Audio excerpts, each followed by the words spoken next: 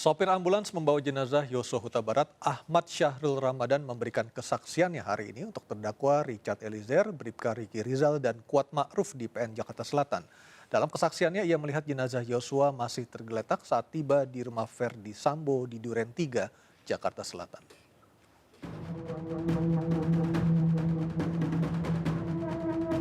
Sopir ambulans yang membawa jenazah Yosua ke Rumah Sakit Polri memberikan kesaksian untuk terdakwa Richard Eliezer, Bribka Riki Rizal, dan Kuat Ma'ruf. Sopir ambulans bernama Ahmad Syahrul Ramadan mengaku ditemui orang yang tidak dikenal. Ia juga diminta mematikan rotator ambulans saat masuk kompleks Duren 3. Ada orang yang tidak dikenal mengetok kaca mobil yang mulia. Bilang, mas, sini mas katanya.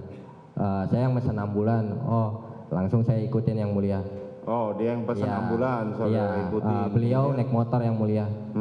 Terus? Lalu beliau masuk ke dalam komplek. Ada gapura yang mulia. Di situ ada salah satu anggota propos yang mulia. Oke. Lalu saya di stop, ditanya mau kemana dan tujuannya apa. Saya jelaskan, permisi Pak, selamat malam. Saya dapat arahan dari kantor saya untuk menjemput di titik share lokasinya. Saya kasih lihat ke anggotanya yang mulia, ke petugasnya. Lalu katanya beliau, ya sudah mas, nanti lurus aja, ikutin nanti diarahkan. Minta tolong rotator ambulan dan sirinenya semuanya dimatikan. Oke, terus? Lalu saya ikutin arahan dari Bapak Propos. Saya jalan lagi yang mulia mengarah ke. Baiklah, adalah kesaksian dari sopir ambulans yang membawa jenazah Yosua Huta Barat, dan sudah bergabung bersama kami Ibu Susi Laningtyas, Wakil Ketua LPSK, dalam dialog kita malam hari ini. Selamat malam Bu Susi. Selamat malam Mas Aryo. Ya Bu Susi, kita sudah berdiskusi tadi di segmen pertama soal ketakutan, ketidakmaksimalan dalam menggali keterangan dari para terdakwa karena waktu yang singkat dengan digabungkannya ketiga orang terdakwa dalam satu persidangan. LPSK sendiri setelah melihat persidangan hari ini seperti apa pendapatannya? Ya, memang hari ini saya tidak hadir ya, tapi saya dapat informasi dari rekan-rekan LPSK yang hadir di persidangan dan mengawal Richard Eliezer dan dari Mas Romi ya, bahwa memang dari 11 saksi yang akan dihadirkan ternyata hanya 5 dan 5 ini kebetulan saksinya tidak berkaitan erat atau berkaitan langsung dengan Richard, tetapi ada beberapa keterangan-keterangan yang disampaikan oleh para saksi tersebut rupa-rupanya signifikan atau berkesesuaian dengan keterangan yang disampaikan oleh Richard Eliezer dalam proses penyidikan. Di sisi lain ini kan ada para saksi yang harusnya hadir, yang ternyata tidak hadir ini kan justru ternyata dari para saksi yang berkaitan erat dengan Pak Verdi Sambo ya. Gitu. Jadi ini yang kami masih ada PR bagi Richard ketika nanti kemudian para saksi ini hadir gitu ya, dihadirkan kembali, dan ini kan kebetulan juga kalau ini semua rangkaiannya adalah orang-orang yang selama ini bekerja bersama dengan Richard Eliezer, terus kemudian sebagian juga masih bekerja dengan tersangka Verdi Sambo dan tersangka lainnya masih berkaitan erat, ini juga kami mengkhawatirkan terkait dengan nanti kenyamanan, keleluasaan Richard dalam mengungkap dan menyampaikan keterangan-keterangan dan fakta-fakta yang dia alami, dia dengar, dan dia ketahui secara langsung. Seperti itu Mas Aryo. Baik, saya ke Prof. Muzakir dulu sebelum saya ke Bang Roni dan juga Mas April. Prof. Muzakir, dengan melihat concern dari pengacara dan juga dari LPSK, apakah masih memungkinkan untuk meminta hakim di PN Selatan agar memisahkan persidangan antara Eliezer dan juga terdakwa lainnya, Prof? Nanti itu pasti akan dipisahkan ya. Ketika dia akan memeriksa pokok perkara yang tadi saya katakan, memeriksa pokok perkara dari tindak pidana yang didakwakan itu pasti akan dipisahkan. Karena apa? Karena kalau kita lihat perbuatannya, dua yang lain itu tidak ada hubungannya dengan perbuatan eksekusinya gitu. Jadi kalau itu pasti kan nanti akan dipisahkan. Maka tergantung pada fokusnya tadi itu. Kalau fokusnya itu kepada unsur pokok deliknya, itu artinya nanti yang difokuskan adalah terkait dengan siapa sebenarnya pelaku eksekutornya itu. Jadi kalau berbicara tentang pelaku eksekutor, paling tidak Richard Eliezer ini akan memiliki peran yang besar ya di dalam menjelaskan itu, termasuk nanti jika ada pelaku yang lain dan sebagainya, kita tunggu nanti keterangannya seperti apa. Jadi kalau keterangan itu ada, misalnya saja itu ada pelaku yang lain, misalnya begitu, yang selama ini kan ada isu-isu seperti itu. Iya. Nah kalau ada pelaku yang lain, nah itu dibutuhkan selain keterangan dari terdakwa juga dibutuhkan pada keterangan-keterangan yang lain. Nah di situ apakah dua orang yang sekarang diajukan itu juga melihat, bisa menyaksikan terhadap pelaku itu atau tidak? Jadi andai kata tidak, pastilah itu dari awal akan diperiksa sendiri gitu. Baik, artinya semua menjadi putusan hakim seperti apa nantinya, karena ranah ini menjadi ranah mutlak dari Hakim PN Selatan, seperti itu Prof ya? Ya, itu mutlak kewenangan hakim, tapi dia kan fokus kepada pada persidangan berikutnya itu nanti yang akan dibuktikan itu unsur yang mana atau bagian yang mana. Nanti di situ akan lihat koneksinya dengan para terdakwa yang lain gitu ya. Tapi kalau nanti sudah masuk kepada hal yang inti, mestinya semuanya akan bisa di cross check di keterangan-keterangan mereka para terdakwa itu. Itu biasanya dalam teknik pembuktian seperti itu.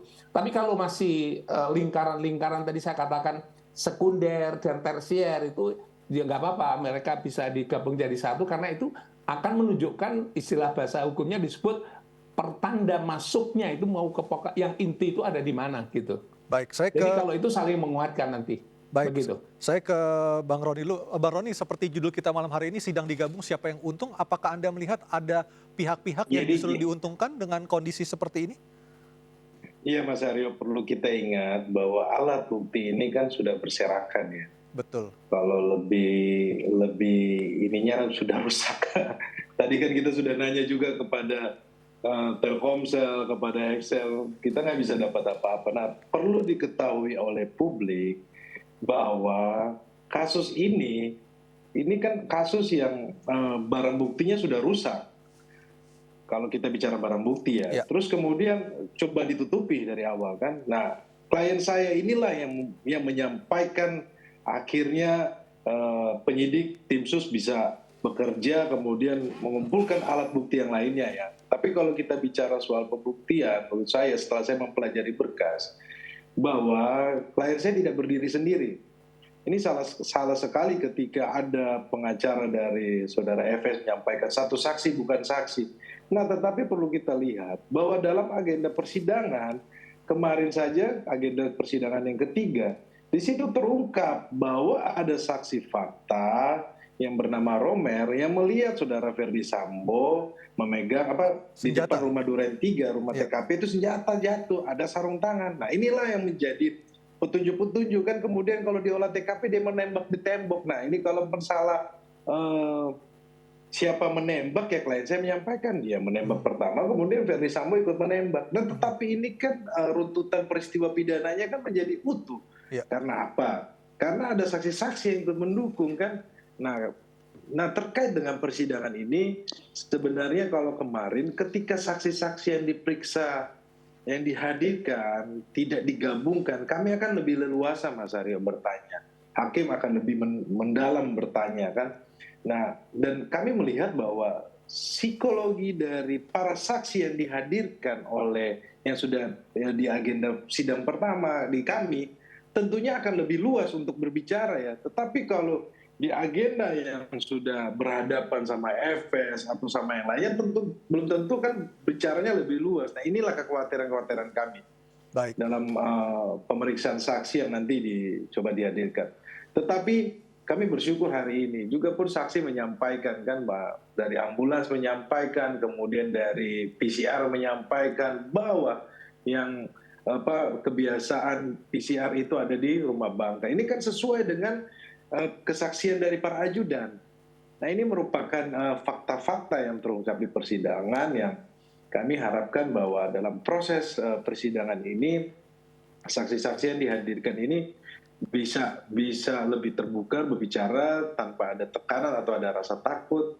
Karena kalau saksi ART yang tidak hadir hari ini, kami juga bertanya kan kenapa. sampai tidak hadir. Sebenarnya kan kami mau menanyakan juga kan, tapi ya sudahlah. Nanti kita lihat nanti ke depannya. Tapi menurut kami bahwa majelis hakim akan melihatlah kualitas keterangan saksi yang dihadirkan waktu persidangan di kami dengan dihadirkan ketika persidangan yang sudah digabungkan ini. Baik. Seperti itu. Saya ke Mas April. Mas April, apakah klien Anda, Ricky Rizal, merasa diuntungkan dengan digabungkannya persidangan hari ini? Ataukah justru Anda tadi seperti Anda sampaikan, justru tidak maksimal sebenarnya untuk menggali beberapa fakta yang harusnya bisa menjadi fakta persidangan, Mas? Iya, Mas Aryo, sebenarnya ini bukan persoalan untung atau rugi ya. Tetapi sebenarnya yang saya inginkan itu hanya ada satu proporsionalitas di dalam penggalian bukti-bukti ini. Penggalian kebenaran-kebenaran material ini. Misalnya begini loh, masing-masing terdakwa dalam perkara ini, kalau tidak salah kan dakwaannya sama, 340, 338, 55. Nah, di dalam posisi mereka ini punya posisi yang berbeda-beda gitu loh. Apalagi dikaitkan dengan 3 lokus, Magelang, Rumah Saguling, kemudian di Duren 3. Tentu kan kualifikasinya berbeda-beda. Itulah sebabnya kenapa saya berpendapat bahwa harus ada kesempatan yang lebih leluasa untuk masing-masing pihak, apalagi dari sisi kami ya, dari Ricky Rizal ini, untuk bisa mengungkap bagaimana sih sebenarnya kok sampai jaksa mendakwa klien saya ini ikut merencanakan pembunuhan misalnya. Padahal kalau itu dakwaannya kan kami bisa jawab. Kalau itu perencanaan dimulai dari Magelang misalnya, apa yang terjadi di Magelang kami bisa jelaskan. Tentu dengan argumentasi yang sangat bisa kita pertanggungjawabkan.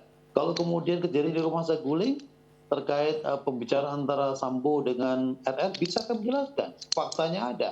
Kira-kira kan begitu. Tetapi yang perlu publik ketahui juga bahwa kami tim RR, tim PHR dan juga RR dan saya kira juga teman-teman dari tim PH terdakwa yang lain pasti punya komitmen yang sama untuk bisa membantu, mendorong, mengungkap kasus ini seterang-terangnya. Terang benderang begitu. Nah, tetapi ini kan juga harus melalui satu proses hukum yang tadi saya katakan fairness, objektif.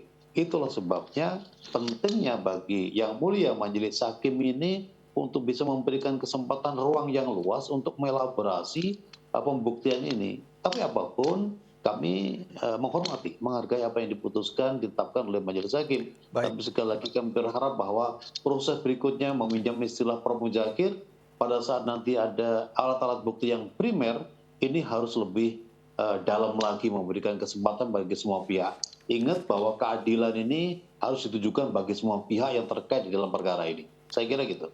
Baik, kita akan melanjutkan lagi dialog kita usai pariwara, termasuk juga akan mendengarkan kesaksian dari ataupun tanggapan dari LPSK. Sesaat lagi tetaplah bersama kami di MNC News Prime.